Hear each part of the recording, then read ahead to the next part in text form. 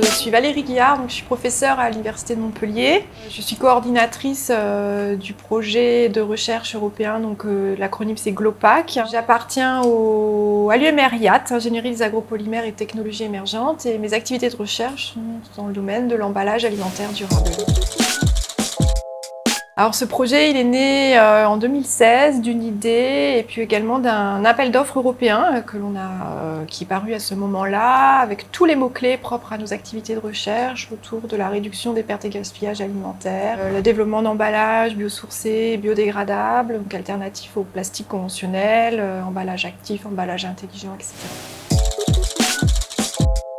On est 16 partenaires européens de 7 pays différents, donc des académiques mais aussi beaucoup de partenaires privés. Donc premier point fort de l'accompagnement de la DIPA, c'est autour de la construction de la proposition en réponse à l'appel d'offres. Il faut s'assurer vraiment de la cohérence entre le projet, le travail collaboratif qu'on présente, qu'on propose, que l'on écrit, et puis après finalement le budget qui est demandé par chaque partenaire, l'effort qu'ils vont mettre en face pour accomplir les différentes activités, etc. Dans la partie gouvernance de projet, management de projet, c'est aussi des éléments que l'on doit décrire dans la proposition, à comment va être géré ce consortium, parce que c'est quand même un partenariat important, c'est plus de 30 personnes, 16 partenaires. On doit expliquer les règles de fonctionnement de l'Assemblée générale, du comité exécutif, du comité d'éthique, etc.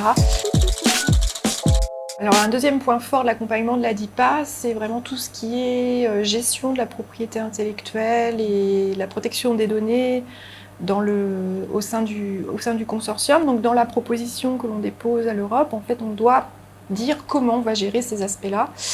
En cas de co-invention, par exemple, entre deux partenaires au sein du projet, sur un nouveau matériau, un nouvel emballage, même sur des aspects logiciels, on doit dire un petit peu comment cela va être géré, expliquer la procédure. Une fois le projet accepté par l'Europe, il y a une phase dite qu'on appelle de négociation où on doit construire l'accord de consortium et le Grant Agreement, qui est en fait le contrat que l'on passe avec la Commission européenne, qui nous engage finalement à faire le travail qui était annoncé dans la proposition.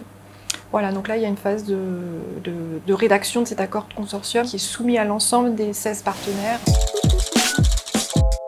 La DIPA peut également accompagner pour faire de la veille sur les appels à projets, pour aider un futur coordinateur à identifier l'appel le plus opportun.